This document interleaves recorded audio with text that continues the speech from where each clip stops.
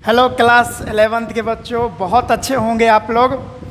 तो यह जो एटॉमिक स्ट्रक्चर का सीरीज चल रहा है, क्या उसमें आपको आनंद आ रहा है, यानी मज़ा आ रहा है? तो कमेंट सेक्शन आपके लिए होता है, वहाँ पे जाके कमेंट करके बताएं जी सर बहुत अच्छा लग रहा है। और क्या क्या इसमें इम्प्रूवमेंट की ज़रूरी है वो भी आप बताएं कमेंट में, ठीक है? तो आइए शुरू करते हैं एटॉमिक स्ट्रक्चर, ठीक है? तो हमने जो है इंट्रोडक्शन देख लिया था और डाल्टन्स एटॉमिक थ्योरी के बारे में भी कुछ डिस्कशन कर लिए थे। तो मैंने पिछले वीडियो के लास्ट में बताया था कि हम कहानी के फॉर्मेट में चैप्टर को पढ़ने वाले हैं। तो आइए एक बहुत अच्छा सा कहानी आपको सुनाता हूँ।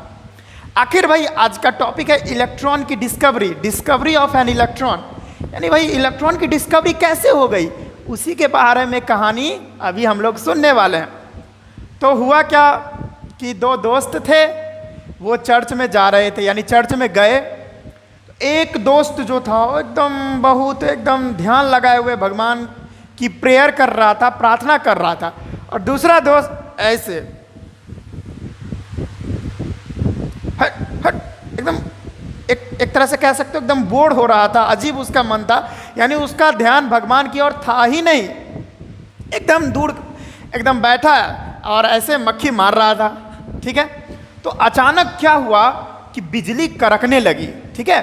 बिजली कड़कने लगी और बिजली कड़कने लगी। अब जो चर्च जिसमें वो दोनों गए थे, तो बिजली चमकने के बाद वहाँ जो फादर थे चर्च के, वो बोले कि जरूर यहाँ पर कोई पापी इंसान बैठा हुआ है, बहुत बेकार आदमी बैठा हुआ है, जिसके पाप के वजह से भगवान जो है बिजली कड़का रहे हैं।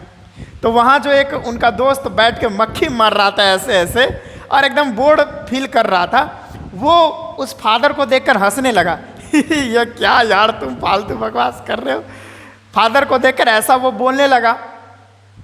तो फादर बोले कि मूर्ख, तुम ही वो पापी व्यक्ति हो जिसके वजह से भगवान इतना प्रकोप दिखा रहे हैं, तुम दफा हो जाओ यहाँ से, तुम बहुत ज़्यादा पापी व्यक्ति हो, यहाँ से चले जाओ तुम। तो वहाँ पे वो व्यक्ति आए और बोले क्या, अच्छा आप लोग जानते हो उस व्यक्ति का नाम क्या है? चलो बता देता हूँ, बेंजामिन फ्रैंकलिन। वो जो व्यक्ति थे उनका नाम था बेंजामिन फ्रैंकलिन, जो एकदम भगवान की प्रेयर नहीं कर रहे थे, एकदम बोर फील कर रहे थे और मक्खी ऐसे ऐसे मार रहे थे। बेंजामिन फ्रैंकलिन नाम था। आई थिंक आप समझ गए होंगे। तो वो बोले कि देखो भाई, फादर को बोलते हैं, देखो भाई ऐसा कुछ नहीं है, यह भगवान का प्रकोप नहीं है, भगवान को और भी काम होते हैं यार। एक छोटे से व्यक्ति के, एक छोटे से ग्रह के, एक छोटे से जगह के, एक छोटे से चर्च के, एक छोटा सा आदमी के पाप के वजह से इतना बिजली कड़का देंगे, गड़ गड़ गड़ गड़ गड़ हुर। तो ऐसा नहीं है, भगवान को और भी काम होते हैं, ऐसा नहीं है, ये भगवान का प्रकोप नहीं है, ये एक नेचुरल फेनोमेनन है, यह एक नेचुरल फेनोमेनन है, ये प्राकृतिक चीज़ है, ये भगवान नहीं करवाते हैं, ये साइंटिफिक चीज़ है। तो फादर बोले अगर ऐसी बात है तो प्रूफ करके बता। हमारे यहाँ पे बेंजामिन फ्रैंकलिन साहब जो एकदम साइंटिस्ट आदमी, वो कहे ठीक है चलो मैं प्रूफ करके दिखाऊंगा ये चीज़ को। अगले दिन क्या हुआ, शाम के समय फिर से बिजली उजली चमकने लगी थी, मौसम खराब हो गया था, एकदम अपने एरिया के सबसे बड़े चर्च पे चढ़ गए। और चढ़ने के बाद एक पतंग लिए और पतंग का जो इस तरह से सपोर्ट होता है ना, पतंग का जो सपोर्ट होता है उसको वह कॉपर के तार से बांध दिए, या कॉपर के तार से बांध दिए, और उसका जो धागा होता है, धागा के साथ कॉपर का एकदम पतला, बहुत पतला वायर जो है कनेक्ट कर दिए, और धागे को एकदम छोड़ते गए, जाने दिए, इतना ऊपर जाने दिए कि लगभग वो बादल को छू चुकी थी, बादल तक जा चुकी थी वो पतंग। और उसके बाद उन्होंने जमीन पर एक बेल लगाया ना, जब छुट्टी होती है, तो जब स्कूल में देखे होंगे, जब छुट्टी होती है तो done done done done done done done done done done done done done done done done done बजती है। उस बेल में उस धागे को कनेक्ट कर दिया और उस वायर को जो है वो बांध दिया, उसमें कनेक्ट कर दिया। अब क्या हुआ कि वो बिजली जो चमक रही थी तो वो चार्ज था। अब के समय में हम तो जानते हैं वो बिजली चमक रही थी, वो चार्ज था। अब क्या हुआ, उस पतंग में लगे उस कॉपर के वायर से वो जितना चार्ज था वो कंडक्ट होता हुआ जमीन तक चला आया, और घंटी बजी टन, फिर कंडक्ट होके आया, फिर घंटी बजी टन, फिर आया टन टन टन टन बज रहा है। तो बेंजामिन फ्रैंकलिन साहब बोलते हैं, देखिए फादर, ये कोई नेचुरल फेनोमेना नहीं है, देखिए मैंने प्रूफ करके बता दिया। तो फादर हमेशा तेज होते हैं, हमेशा सही। वो बोले चलो ये बात तो ठीक है, लेकिन एक बात बताओ बेंजामिन फ्रैंकलिन भाई, कि भाई जिस समय घंटी बज रही थी तो उस समय धागा और वायर वो दोनों आपके हाथ में था, आपको करंट क्यों नहीं मारा? ओफो, बात तो एकदम बिल्कुल सही थी बच्चों, ये बात तो एकदम सही है, परफेक्ट है, कि जब उधर से चार्ज आ रहा है, जब इलेक्ट्रिसिटी आ रही है वहां, उसके हाथ में क्यों नहीं करंट मारा? तो ये बात सही थी। बुरा भला कहने लगे बेचारे बेंजामिन फ्रैंकलिन साहब को, कौन? तो हमारे ये फादर। तो इतना बेइज्जती होने के बाद उस वहाँ पर बहुत सारा भीड़ हो गया था, इतना बात जो चल रहा था, बहुत ज़्यादा भीड़ हो गया था। उस भीड़ में से एक हाथ उठा ना, डेफिनेटली है कि अगर किसी व्यक्ति को इतना बेइज्जत किया जाएगा और वो पहुँचे हुए व्यक्ति हो, एजुकेशन हो उनके पास बहुत अच्छा, अगर उनका बेइज्जती होगा तो किसी को खराब मतलब किसी को अच्छा नहीं लगेगा ये चीज़। तो उस भीड़ में से एक हाथ खड़ा हुआ और वो थे जे थॉमसन। अभी सर नहीं लगाऊंगा, उनके नाम के आगे सर मतलब लगता है। अब क्यों लगता है? वो बहुत बड़ा काम किए थे जिसके वजह से उनके नाम के पहले सर लगता है, लेकिन अभी नहीं लगा था। तो जे थॉमसन साहब हाथ खड़ा किए और बोले कि देखिए फादर जी, आपका जो ये बात है वो बिल्कुल गलत है, आप जो इतना इसको बुरा भला कह रहे हैं वो बिल्कुल गलत है। मैं साबित करके दिखाऊंगा कि ऊपर जो घटनाएं घट रही है वो नेचुरल फेनोमेना है, यानी वो साइंटिफिक फेनोमेनन है, इसमें भगवान गॉड का कोई कंट्रीब्यूशन नहीं है, भगवान का और भी काम होते हैं ना यार। तो फादर बोले ठीक है, आप प्रूफ करके बताओ। ठीक है, तो अब जे थॉमसन साहब अपने लैब में लग गए और एकदम अपना काम करने लगे। तो जे थॉमसन ने कैसे कर दे इलेक्ट्रॉन की डिस्कवरी, आइए उसी के बारे में देखते हैं, और उसी के वजह से ये चैप्टर हमको पढ़ना पड़ा है। आइए दिखाते हैं आपको डिस्कवरी ऑफ इलेक्ट्रॉन। ठीक है, डिस्कवरी ऑफ इलेक्ट्रॉन, इलेक्ट्रॉन की डिस्कवरी जे थॉमसन साहब किए थे। ठीक है, अब जो ये एक्सपेरिमेंट करेंगे उस एक्सपेरिमेंट का नाम है J Thomson cathode ray tube experiment. ठीक है, अब जो जे थॉमसन साहब है वो माइकल फैराडे के एक्सपेरिमेंट के ऊपर काम करना चालू कर दिए। क्यों भाई? क्योंकि माइकल फैराडे ने एक डिस्चार्ज ट्यूब में कैथोड एनोड लगा के उसमें उस दोनों को एक बहुत हाई वोल्टेज बैटरी से कनेक्ट कर दिया था, और वहाँ पर बहुत ज़्यादा अमाउंट में करंट जनरेट हुआ था। जाहिर सी बात है कि अगर बिजली चमक रही है ऊपर, तो ये डेफिनेटली है कि इलेक्ट्रिक करंट की बात कर रही है, इलेक्ट्रिसिटी की बात हो रही है। तो हमारे जे थॉमसन साहब जो थे वो सोचे कि नहीं, माइकल फैराडे के एक्सपेरिमेंट के ऊपर हम लोग को काम करना है। ठीक है, उसी के एक्सपेरिमेंट के ऊपर उन्होंने काम करना शुरू कर दिया। तो हमने देखा ना कि इलेक्ट्रॉन की डिस्कवरी कौन किए, तो जे थॉमसन साहब। अब कैसे किए, क्या प्रोसेस किए, उन्होंने क्या क्या किए, सारा कुछ अभी देखेंगे। उन्होंने वही डिस्चार्ज ट्यूब लिए, डिस्चार्ज ट्यूब जिसको कैथोड रे ट्यूब भी बोला जाता है, उन्होंने लिया। उसके बाद उसके अंदर का जो प्रेशर है बहुत लो कर दिया, प्रेशर जो है बहुत लो कर दिया। क्यों भाई? क्योंकि ये जो बिजली है वो ऊपर चमकती है। अब ऊपर जो है डेफिनेटली है कि वहाँ का प्रेशर लो होगा, क्योंकि जैसे जैसे हम ऊपर जाएंगे तो प्रेशर डेफिनेटली लो होगा।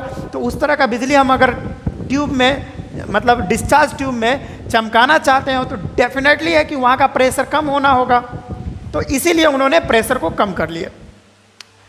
उसके बाद उसको जो है बहुत ज़्यादा वोल्टेज दिए, यानी उसमें क्या, पहले तो डायरेक्ट लिख देता हूँ कि मेटल के इलेक्ट्रोड्स लिए उन्होंने, मेटल के इलेक्ट्रोड्स लिए, और मेटल के इलेक्ट्रोड्स तो लिए, लेकिन वो जो मेटल था वो लाइटर मेटल लिए,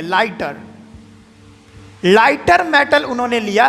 क्योंकि माइकल फैराडे ने भी लाइटर मेटल लिए थे, तो कुछ सोच के ही लिए होंगे।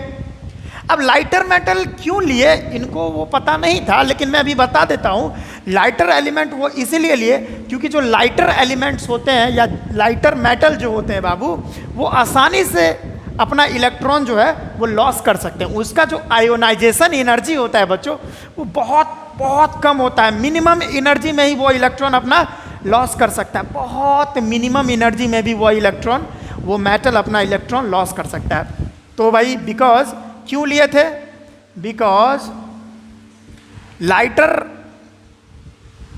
एलिमेंट्स या लाइटर मेटल लिख लो आप, lighter metals have very low ionization energy,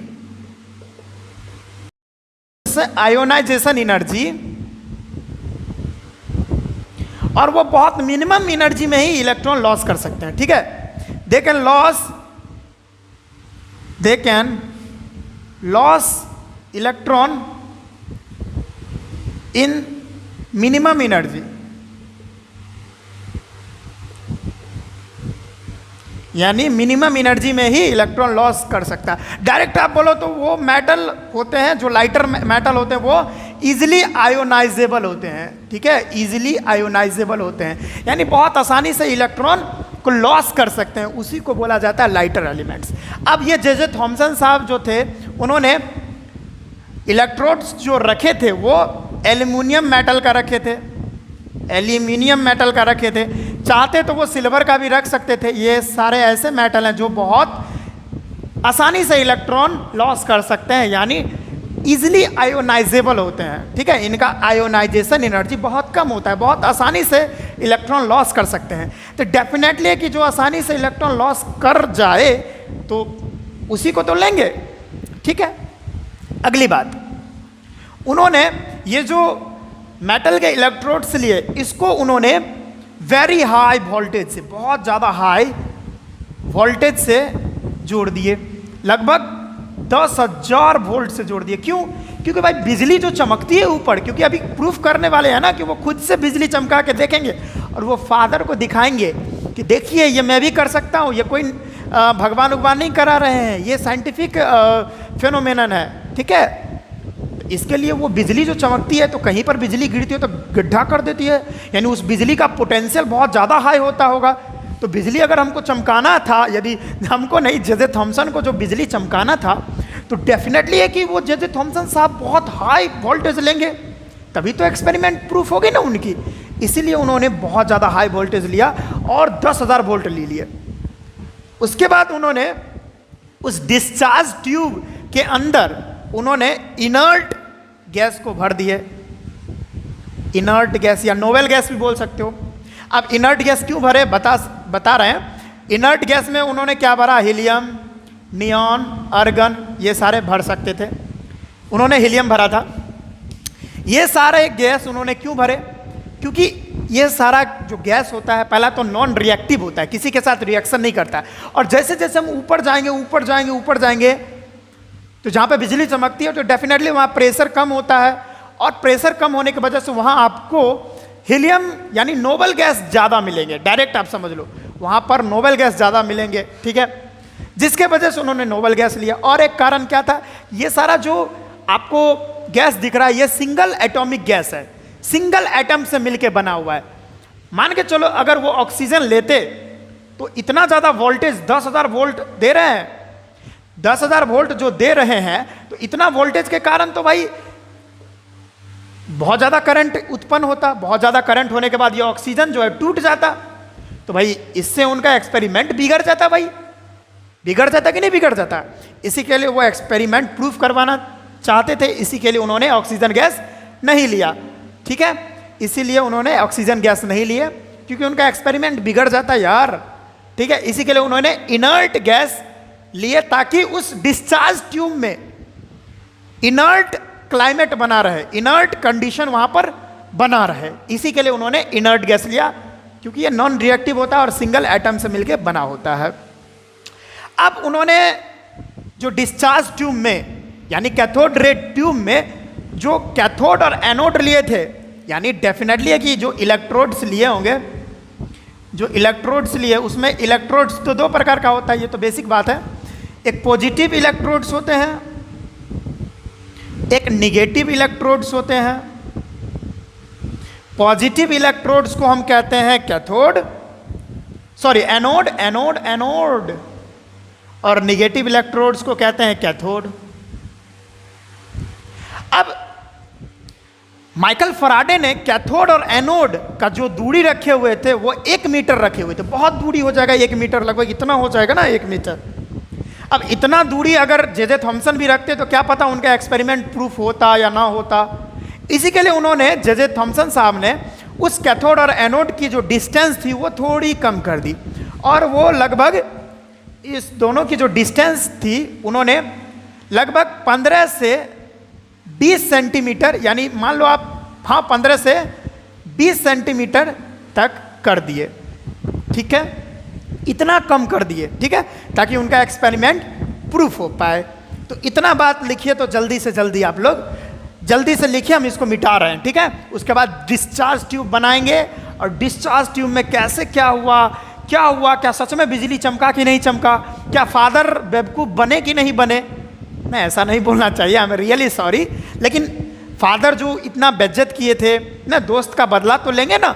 Benjamin Franklin के बहुत अच्छे दोस्त थे जे थॉमसन साहब, तो उतना अगर आपके दोस्त को कोई बदनाम करेगा, बेइज्जती करेगा, तो डेफिनेटली है कि आप तो कुछ करोगे ही, उसके बदला लोगे, अपने दोस्त के बेइज्जती का बदला। तो देखते हैं कि वो बदला ले पाते हैं कि नहीं ले पाते हैं। पहले आप इतना छाप लो जल्दी से जल्दी, ठीक है। चलिए बच्चों, आप लोगों ने लिख लिए हैं तो इसको मिटाते हैं हम। चलिए भाई, इसको मिटा लेता हूं ताकि जगह बच जाए और डिस्चार्ज ट्यूब को मैं बना पाऊं। ओहो, आई थिंक आपको मज़ा आ रहा होगा। चलिए, तो देखिए मैं अभी डिस्चार्ज ट्यूब बनाने जा रहा हूं। ये देखिए बन गई जी। अब देखिए इसको बाबू बोलते हैं डिस्चार्ज ट्यूब या कैथोड रे ट्यूब भी बोलते हैं। अब देखिए इसमें क्या क्या है। ये बाबू मैंने इसमें 10,000 वोल्ट की बैटरी लगा दी, मैंने नहीं लगाई थी, जे थॉमसन साहब लगाए थे। अब 10,000 वोल्ट की बैटरी लगाई। ये देखिए इसका निगेटिव टर्मिनल है, जिसके वजह से ये जो मैंने इधर वाला जो मेटल के इलेक्ट्रोड्स होंगे, ये इस पर निगेटिव चार्ज आ जाएगा, और निगेटिव जो इलेक्ट्रोड्स होता है उसको कैथोड बोला जाता है। अब इधर पॉजिटिव टर्मिनल है, इधर पॉजिटिव टर्मिनल की वजह से इस मेटल के रॉड पर, यानी एल्युमिनियम का रॉड था, जिसके वजह से इस पर पॉजिटिव चार्ज आ गया, तो इसको मैंने एनोड बोल दिया। अब इसको कैथोड और इसको एनोड क्यों बोलते हैं भाई, क्यों बोलते हैं भाई? आपको पता है आयोनिक बॉन्ड जो होता है, या कोई भी आयोनिक बॉन्ड वाले, हम बता रहे हैं NaCl, ठीक है। NaCl जब ब्रेक डाउन होता है तो क्या बनता है, Na पॉजिटिव प्लस में Cl माइनस। तो डेफिनेटली ये जो है ये केटाइन है, ये जो है ये एनाइन है। तो यहां पर देखिए कैथोड का मतलब ये जो केटाइन को खींचे, यानी जो पॉजिटिव चार्ज को खींचे। डेफिनेटली इस पर माइनस चार्ज है तो पॉजिटिव वाले को खींचेगा ना। तो कैथोड का मतलब जो केटाइन को खींचे, यानी पॉजिटिव वाले चार्ज को खींचे, उसको कैथोड बोलते हैं। एनाइन वही है, सॉरी एनोड वही है जो एनाइन को खींचे, यानी निगेटिव चार्ज वाले चीज को खींचे, उसी को एनोड बोलते हैं, जो एनाइन को खींचे। इतना बात समझ में आया। ये डिस्चार्ज ट्यूब में उन्होंने इस सक्शन पंप के द्वारा जितना भी अंदर में एयर था उसको बाहर खींच दिए, और उसके बाद उन्होंने इसमें हीलियम गैस भर दिया, ताकि इनर्ट क्लाइमेट बना रहे अंदर का। इनर्ट क्लाइमेट बनने के वजह से यहाँ पर एक्सपेरिमेंट बहुत अच्छे से हो पाती। तो उन्होंने हीलियम गैस तो डाला, ठीक है, बहुत सारा हीलियम गैस डाला, उसके बाद उसको भी वो बाहर निकाल दिए, और कुछ हीलियम के कुछ एटम उसके अंदर बच गए। क्योंकि अगर पूरा निकाल देते गैस तो वो तो वैक्यूम बन जाता। क्या, अब वैक्यूम जो बन जाता तो भाई वैक्यूम में इलेक्ट्रिसिटी पास बहुत बहुत ज़्यादा मुश्किल से होती है। इसी के वजह से उन्होंने पूरा हीलियम गैस तो बाहर नहीं निकाला, थोड़ा बहुत हीलियम का जो एटम होगा वो छोड़ दिया अंदर। अब ये सक्शन पंप इसीलिए लगा दिए ताकि वैक्यूम क्रिएट हो सके। वैक्यूम क्रिएट होने के लिए यहाँ पे सक्शन पंप उन्होंने लगा दिए। अब यहाँ पे कैथोड है, यहाँ पे एनोड है, और उन्होंने क्या किए, ये एनोड, अब ये देखिए भाई एक बात याद रखिए, ये जो छेद इसके अंदर डॉट डॉट डाला गया, ये जो है ना, इसको परफोरेटेड बोला जाता है, परफोरेटेड एनोड। उन्होंने क्या किए थे, इस एनोड के मेटल में, यानी एनोड पर जो है उन्होंने छेद कर दिया था, जिसको हम लोग परफोरेटेड एनोड बोलते हैं। अब छेद क्यों किए थे ये मैं रीज़न इसका बताऊंगा। और इस एनोड के पीछे उन्होंने जिंक सल्फाइड की कोटिंग कर दिए थे। अब क्यों किए थे? तो फ्लोरोसेंस डेवलप करने के लिए, यानी फ्लोरोसेंस का मतलब होता है चमक को दिखाने के लिए, यानी फ्लोरोसेंस यानी जिंक सल्फाइड पर थोड़ा भी अगर कोई भी रेज आती है तो वो बहुत ज़्यादा चमकती है। इसी के लिए उन्होंने ZNS की कोटिंग कर दिए थे इसके पीछे। हालांकि कोटिंग तो इन्होंने पूरे ट्यूब में की थी, पूरे डिस्चार्ज ट्यूब में की थी, लेकिन अभी यानी कहने का मतलब अभी बस आप जानिए कि यहीं तक की थी, ठीक है। लेकिन याद रखिए पूरे इसमें की थी, पूरे डिस्चार्ज ट्यूब में उन्होंने ZNS की कोटिंग की हुई थी, ठीक है। जैसे ही उन्होंने प्लग इन किया, प्लग इन करने की वजह से इतना ज़्यादा हाई वोल्टेज के कारण बहुत ज़्यादा अमाउंट में करंट पैदा होने लगा, और करंट पैदा होने की वजह से देखिए इधर फ्लोरोसेंस लगा हुआ है, और जिसके वजह से यहाँ पर कैथोड रे के इस एनोड के पीछे बहुत ज़्यादा मतलब चमक आने लगा, बहुत ज़्यादा चमकने लगा, और जिस तरह से बिजली नहीं चमकती उस तरह से चमकने लगा, और घर घर घर घर घर घर घर घर घर की जैसे ठनका वगैरह ठनकता है उस तरह से आवाज़ आने लगा। अब ये ठहरे जे थॉमसन साहब बहुत खुश हुए और एक तरह से पागल जैसे हो गए और बोले कि यह मैंने कर दिखाया। और ये अब क्या था ना, एक और अच्छी बात ये थी कि बिजली जो चमकती है वो कुछ देर के लिए चमकती है, लेकिन ये अब जब तक चाहते थे तब तक बिजली चमका सकते थे, ठीक है। तो ये बहुत बड़ी खोज इन्होंने कर दी थी, ठीक है। अब फादर के पास गए और बोले आपने मेरे दोस्त को इस तरह से ट्रीट किए, इतना बुरा भला कहा, ये तो बहुत गलत बात है। आपने बोला था कि ये जो ऊपर में बिजली चमक रहा है, ठनका ठनक रहा है, ये सब भगवान करा रहे हैं, लेकिन मैंने बोला था ये साइंटिफिक फेनोमेनन है, ठीक है। तो आपके हिसाब से जो ये बिजली चमका रहा है वो भगवान होना चाहिए। तो देखिए मैंने भी करके दिखा दिया, क्या मैं भी भगवान हूँ? तो वो बोले देखिए आप भगवान नहीं है, आपने बहुत अच्छा एक्सपेरिमेंट करके दिखाया। और इतने बड़े अचीवमेंट के लिए जे थॉमसन को सर नाम, यानी उनके नाम के पहले सर की उपाधि मिली, यानी उनके नाम के पहले सर लगाया जाता है, सर जे थॉमसन। यानी इतना अच्छा इन्होंने एक्सपेरिमेंट करके दिखाया था जिसके वजह से उनके नाम के आगे सर लगाया जाने लगा। और ये बहुत बड़ी एक तरह से कह लो डिस्कवरी थी। अभी भी इलेक्ट्रॉन की डिस्कवरी नहीं हुई है। अभी उन्होंने अपने दोस्त के बेइज्जती का बदला तो ले लिया, लेकिन क्या पता वो सोचे, क्या पता कहीं फ्यूचर में जाकर मेरा कोई बेइज्जती कर दे तो ना, उनका भी बेइज्जती कैसे करेगा भाई? क्योंकि देखिए कोई भी चीज़, कोई भी साइंटिस्ट अपना एक्सपेरिमेंट करके दिखाता है तो लोग उसका रीज़न पूछते हैं, भाई ये जो तू कर रहा है, यानी ये जो चीज़ हो रहा था, बहुत साइंटिस्ट पूछ सकते थे भाई ये हो क्यों रहा है, इसके पीछे का लॉजिक क्या है, क्यों हो रहा है, ये किस चीज़ के कारण हो रहा है, किस साइंटिफिक तरीके से हो रहा है। हाँ ये भाई साइंटिफिक तरीका है, यानी ये साइंटिफिक फेनोमेनन है, लेकिन ये क्यों हो रहा है, क्या कारण है इसके पीछे का, क्या लॉजिक है? ये जे थॉमसन सोच रहे थे, जे थॉमसन साहब, कि कहीं अगर हमसे कोई ये बात पूछ दिया तब तो हमारा बेइज्जती हो जाएगा भाई, हमने अपने दोस्त का बेइज्जती का बदला ले लिया, लेकिन अगर कोई मेरा बेइज्जती कर दे तो भाई ये क्यों हो रहा है, मेरे को तो पता ही नहीं है अभी, ये क्यों इधर चमका, ठीक है, इधर फ्लोरोसेंस क्यों यहाँ पे बहुत ज़्यादा चमक रहा था यहाँ पर, ये तो मेरे को नहीं पता, कहीं मेरे से कोई पूछ दिया तो मैं तो बेइज्जत हो जाऊँगा। इसी के लिए अपने बेइज्जती के लिए इन्होंने और इस पर आगे अपना काम चालू कर दिए। अब देखिए आगे इन्होंने क्या किए, ठीक है, वो देखते हैं। पहले आप इतना नोट कर लीजिए, आप लोग जल्दी से नोट कर लीजिए तो बच्चों, ठीक है बच्चों, तो ये बात आप छाप लिए होंगे, तो इसको थोड़ा मैं रब करता हूँ और आगे की बात मैं करता हूँ, ठीक है। आई थिंक आपको मज़ा आ रहा होगा ये सारा चीज़ पढ़ के, ठीक है। मैं कुछ बातों को यहाँ पे रब करूँगा और उसके बाद आगे की प्रोसेस में करूँगा। अब उन्होंने क्या किए, ये जो कैथोड और एनोड की डिस्टेंस थी उन्होंने थोड़ा और कम कर दिया, ठीक है, ठीक है। उन्होंने कम इसलिए किया क्योंकि देखिए अब उन्होंने जो बैटरी लगाए हुए थे वो 10,000 वोल्ट का बैटरी लगाए हुए थे। इतना ज़्यादा वोल्ट जो उन्होंने लगाए हुए थे, जिसके वजह से बहुत ज़्यादा अमाउंट में करंट क्रिएट हो रहा था, बहुत ज़्यादा अमाउंट में करंट बन रहा था, जिसके वजह से इनकी मौत भी हो सकती थी।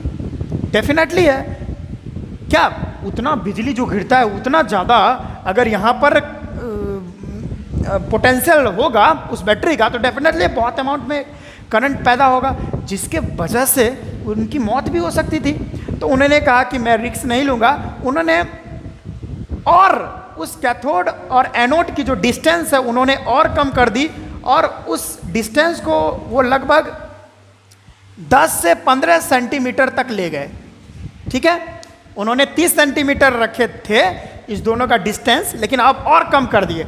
अब इसको जो कम कर दिए कैथोड और एनोड की डिस्टेंस, तो डेफिनेटली है कि ये बैटरी का जो पोटेंशियल है वो भी एकदम नियंत्रण में आ गया। ठीक है, तो यहाँ पर बैटरी का जो पोटेंशियल था वो नियंत्रण में आ गया।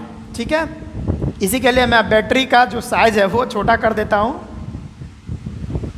यानी अब इतना बैटरी का पोटेंशियल था जो कंट्रोलेबल था, यानी कंट्रोल के अंदर था।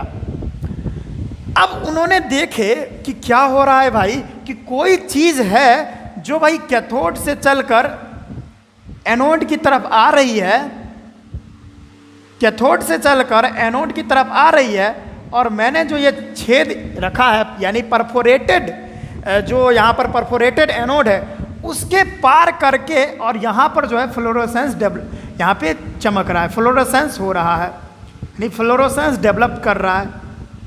तो जरूर है कुछ जो इधर से यानी कैथोड से चलकर एनोड की तरफ आ रही है, और यहाँ पर ZnS का कोटिंग था जिसके वजह से फ्लोरोसेंस यहाँ पर डेवलप हो रहा है। तो उन्होंने इस चीज़ का नाम कैथोड रे डाला, यानी जो वैसा रे जो कैथोड से एनोड की तरफ आ रही है उसको उन्होंने कैथोड रे नाम दे दिया। क्या नाम दे दिया? Cathode ray. उन्होंने उसको कैथोड रे बोल दिया कि भाई ये एक रे है जो कैथोड से एनोड की तरफ आ रही है, जिसके वजह से यहाँ पर फ्लोरोसेंस डेवलप हो रहा है। ठीक है, इतना बात समझ में आया? उसको उन्होंने कैथोड रे बोल दिए, जो कि वो जो कैथोड रे था वो कैथोड से एनोड की तरफ मूव कर रही थी, कैथोड से एनोड की तरफ मूव कर रही थी। समझ में आ रहा है? यानी वो जो रे था वो कैथोड से एनोड की तरफ जा रहा था। ये बात समझ में आया? यस। अब एक और बात आप देखिएगा, मैं इसको थोड़ा और रब करूंगा। उन्होंने क्या किए,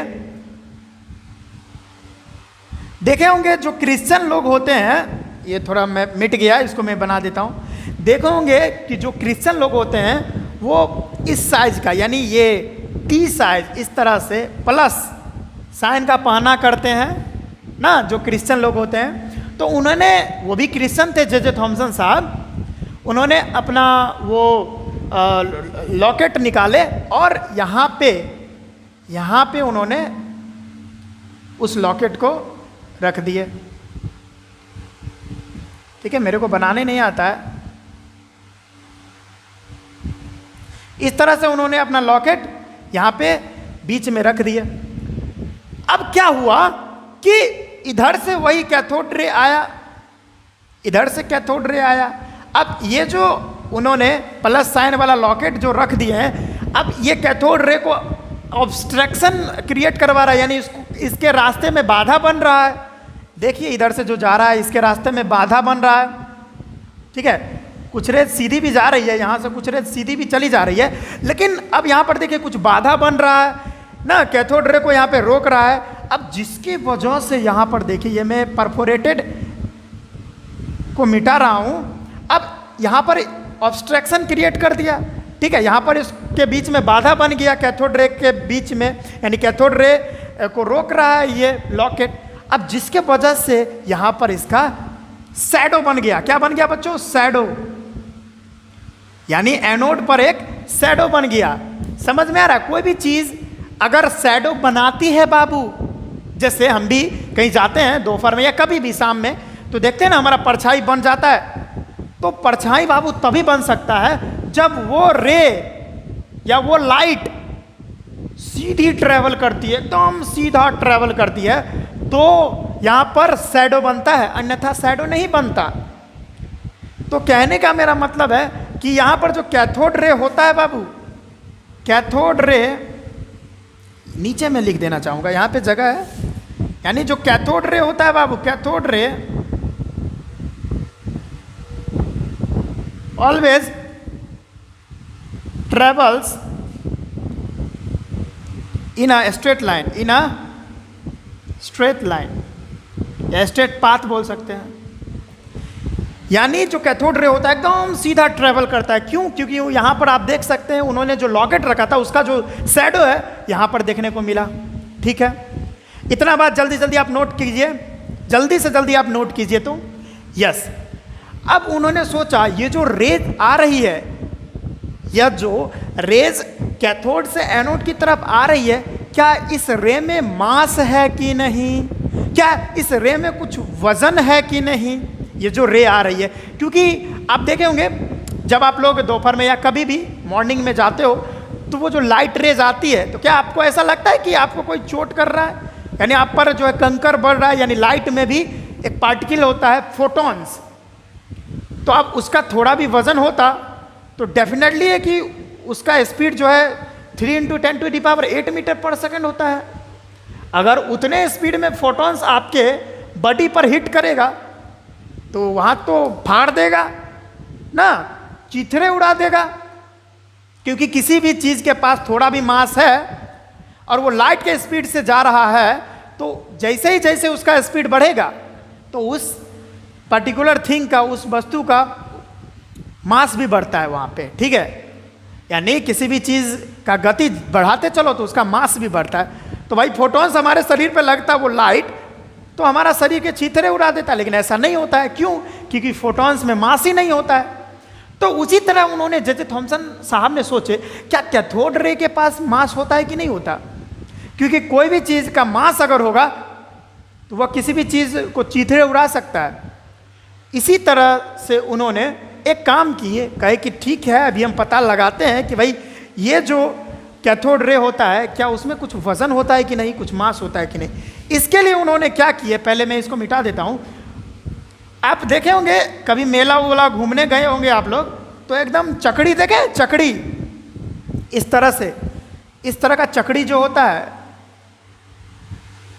इस तरह का चकड़ी जो होता है आप देखे होंगे मेला में, इस तरह का चकड़ी नहीं होता है, तो वही चकड़ी यहां पर लगाने का सोच है।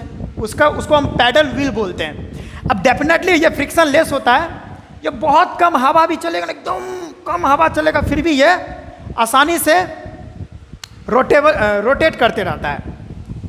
तो इन्होंने सोचा अगर यहां पर, पहले इसको मैं मिटा दे रहा हूं, उन्होंने सोचा अगर कैथोड और एनोड के बीच में मैं पैडल व्हील लगा देता हूं, इसको पैडल व्हील बोलते हैं, अगर पैडल व्हील में लगा देता हूं तो डेफिनेटली है कि उस पैडल व्हील को घुमा देगा। अगर कैथोड रे के पास कुछ वजन होगा, कुछ मास होगा तब, या उसके अंदर कुछ पार्टिकल्स होंगे, तो डेफिनेटली है उस पर बार बार हिट करेगा और हिट करने की वजह से उसको हिला देगा, क्योंकि यह थोड़ा भी अगर मास रहेगा तो इसको हिला देगा। तो उन्होंने वही काम किया, यहाँ पर उन्होंने पैडल व्हील लगाने का सोचा। मेरे को अच्छे से बनाने आता नहीं है, फिर भी आप समझ लेना, इस तरह से पैडल व्हील उन्होंने बीच में लगा दिए। अच्छे से बना नहीं है, माइंड मत कीजिएगा। तो जैसे उन्होंने प्लग इन किया, ठीक है, तो कैथोड रे भाई डेफिनेटली कि आने लगी, इधर से आने लगी, इधर से कैथोड रे आने लगी। अब आने जो लगी, ये जो है इसको हिट किया, कंटिन्यूअस हिट करने लगा इस पैडल व्हील को। अब कंटिन्यूअस हिट करने के वजह से यहाँ पे देखिए बार बार इसको हिट कर रहा है। अब उस हिट करने के वजह से बार बार पैडल व्हील को हिट कर रहा था ये कैथोड रे, अब इसको कंटिन्यूअस मूव करवाना चालू कर दिया, इधर जो है ये मूव करने लगी। अब जे थॉमसन साहब समझ गए, अच्छा ये जो है यानी कैथोड रे जो होता है उसके पास वजन भी होता है, यानी कैथोड रे के पास मास भी होता है। क्यों? क्योंकि ये देखिए पैडल व्हील को घुमा दिया, तो भाई वही चीज़ ना घुमा सकती है। आप साइकिल से पैडल चलाते हैं ना, साइकिल चलाते हैं तो पैडल से चलाते हैं, क्या पैडल अपने अपने घूमने लगती है कि जब तक आप उसको पैर से अपना फोर्स नहीं लगाते हैं तब तक वो घूमती नहीं है ना। तो वही बात है कि जब तक यहाँ पर फोर्स नहीं लगा होगा या जब तक इस पर जो है कुछ मास नहीं होगा कैथोड रे के पास, तब तक तो इसको घुमाया नहीं होगा। तो ये बात तो समझ गए। तो और उन्होंने लिखा है इस पर, उन्होंने बोले कि यस, यह जो कैथोड रे होता है, cathode ray have some mass and also contains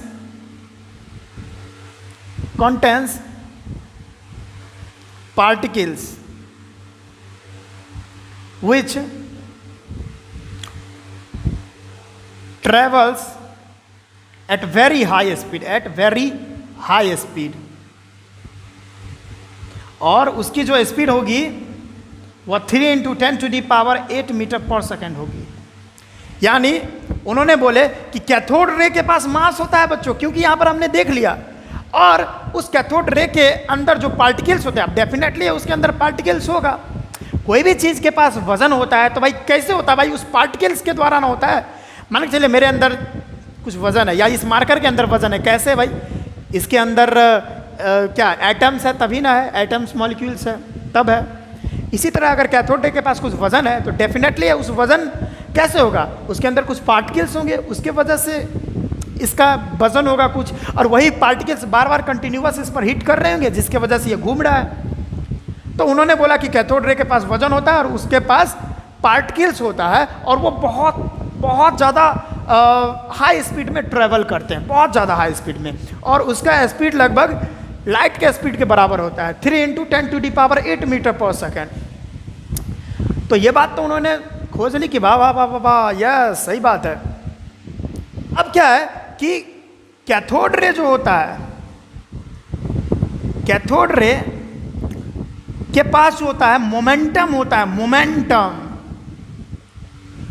क्योंकि हम लोग जानते हैं कि किसी भी चीज के पास मास हो और वो स्पीड रखता हो, ठीक है, याद रखिए, किसी भी चीज के पास थोड़ा मास हो और उसके पास वेलोसिटी भी हो तो उसके पास मोमेंटम भी होता है।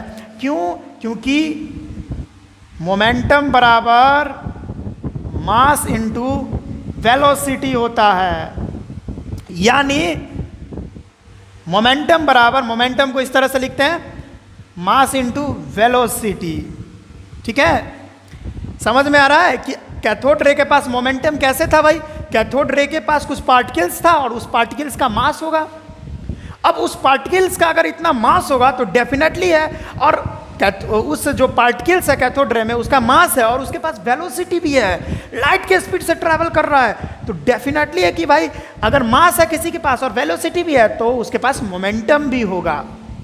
ठीक है, अब जे थॉमसन साहब सोचने लगे, अरे भाई अगर कोई पार्टिकल्स के पास अगर मोमेंटम भी है, यानी उस रे के पास मोमेंटम है, तो भाई कैसे, हम तो जान लीजिए मैथमेटिकली प्रूफ्ड हो गया।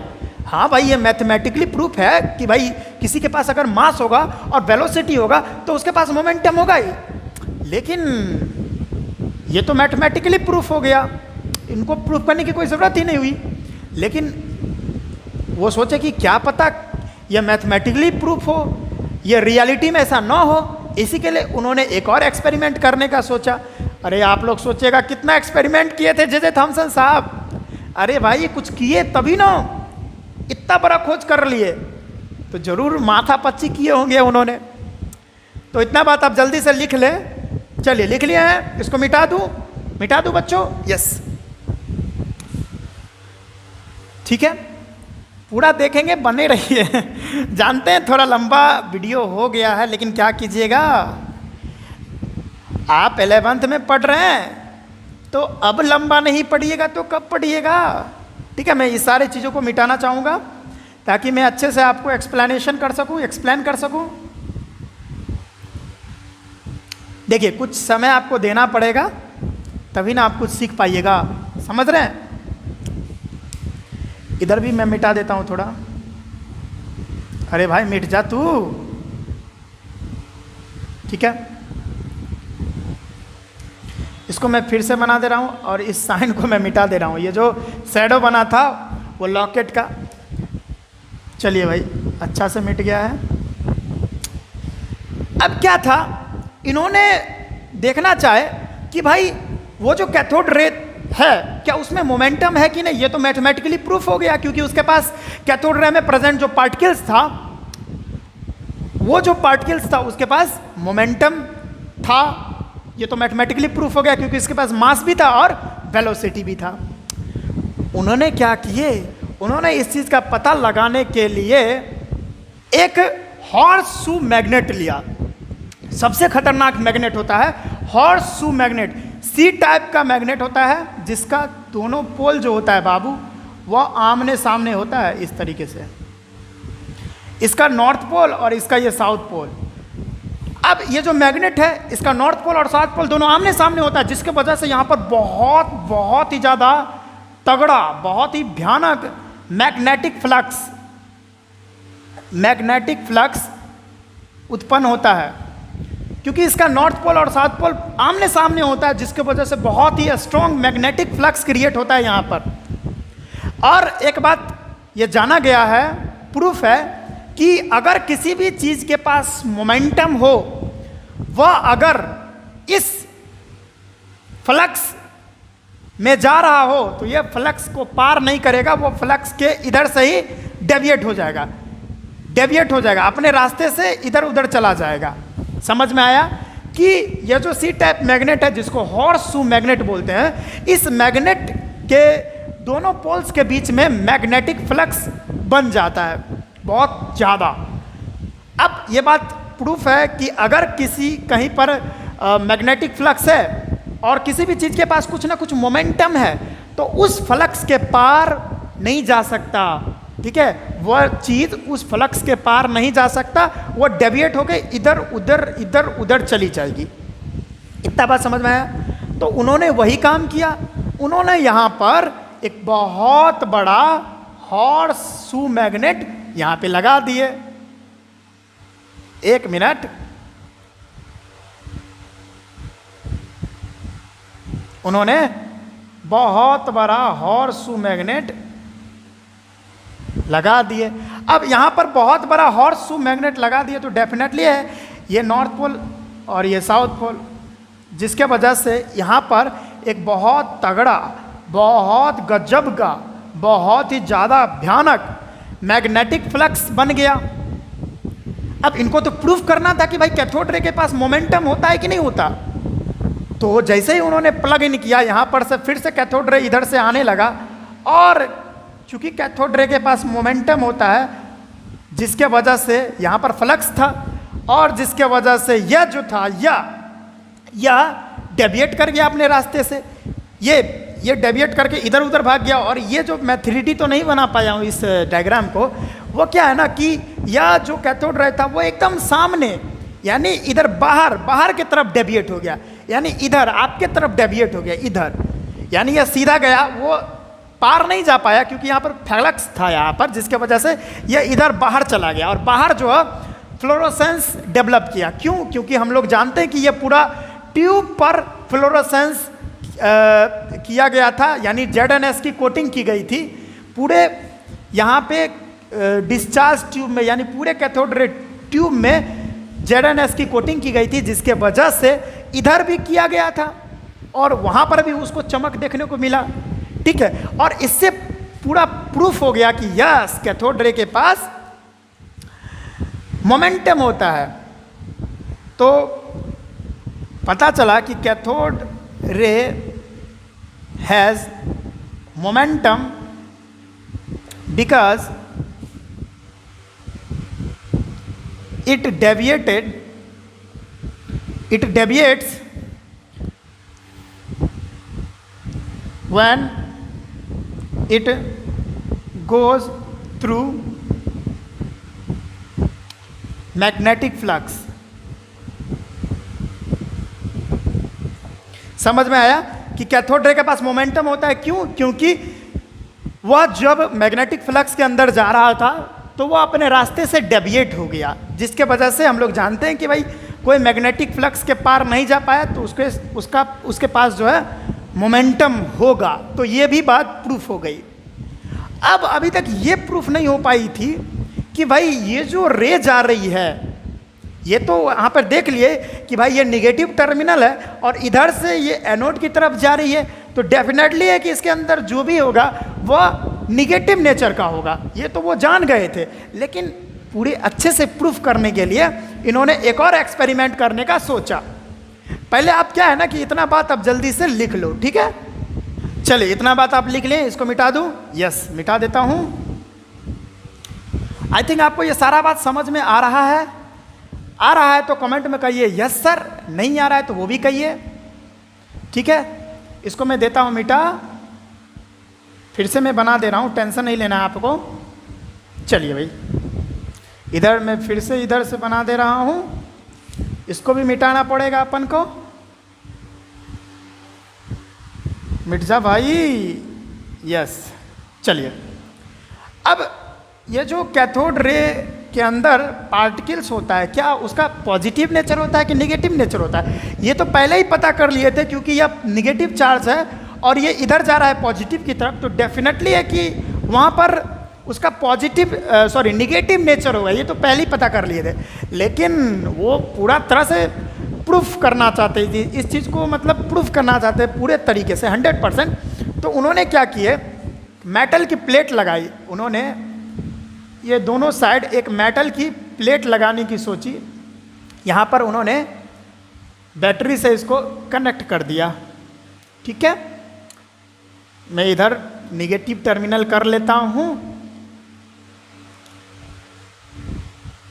ठीक है?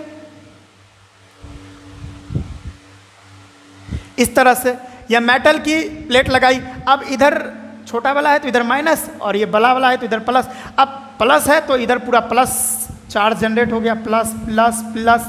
अब इधर माइनस है तो ये पूरा minus minus minus charge develop हो गया, ठीक है? अब इस प्लेट के वजह से यहाँ पर इलेक्ट्रोमैग्नेटिक फील्ड बन गया था, ठीक है? इस चार्ज के वजह से यहाँ पे इलेक्ट्रोमैग्नेटिक फील्ड बन गया था।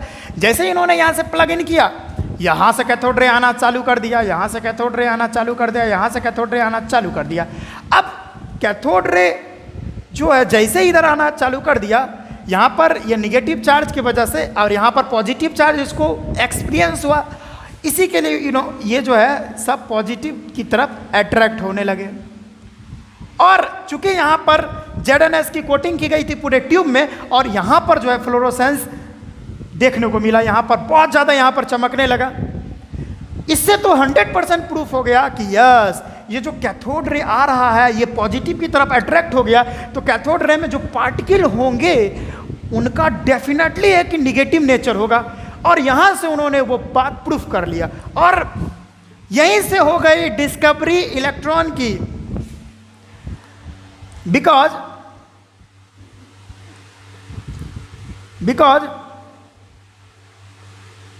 Cathode ray attract towards positive electrodes of, या पॉजिटिव प्लेट लगा दो आप, पॉजिटिव प्लेट।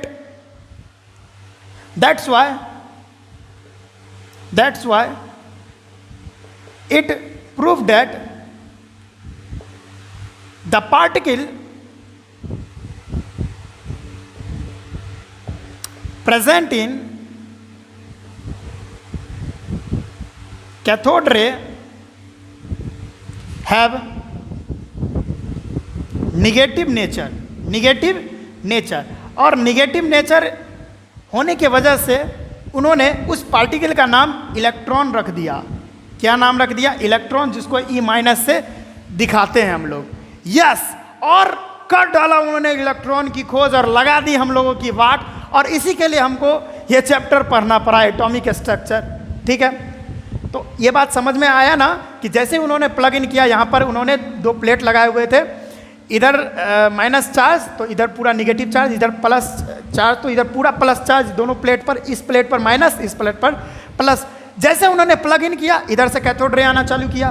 अब चूंकि कैथोड रे के जो पार्टिकल होते हैं उसका निगेटिव चार्ज होता है, निगेटिव नेचर होता है, इसी के लिए यह इधर से पॉजिटिव चार्ज इसको एक्सपीरियंस हुआ इस इलेक्ट्रोमैग्नेटिक फील्ड में आने की वजह से, इसी के लिए वह जो है अपोजिट चार्ज की तरफ अट्रैक्ट हो गए, यानी ये इधर अट्रैक्ट हो गए। और इसी के वजह से सर जे थॉमसन, क्योंकि अब रिस्पेक्ट देना पड़ेगा ना, क्योंकि इन्होंने इतना बड़ा खोज करके हम लोगों को दिए, ठीक है। और इसी तरह से इलेक्ट्रॉन की डिस्कवरी हुई बच्चों, ठीक है। तो ये बात आप लोग जल्दी से छाप ले। आई थिंक जो मैं पढ़ा रहा हूँ बच्चों वो आपको बहुत अच्छे से समझ में आ रही होंगी, ऐसा हम उम्मीद करते हैं, ठीक है बच्चों। तो ये सारा बात जल्दी से जल्दी आप लोग छाप लीजिए। चलिए बच्चों, आई थिंक आप छाप लिए होंगे, यस, ठीक है बच्चों। तो ऐसे ही हम डेली वीडियोस अपलोड करते जाएंगे, आप इस पर प्यार दिखाते जाइएगा, ठीक है। तो मिलते हैं नेक्स्ट वीडियो में, इसी तरह से पढ़ाई करते रहिए। ऑल द वेरी बेस्ट बच्चों।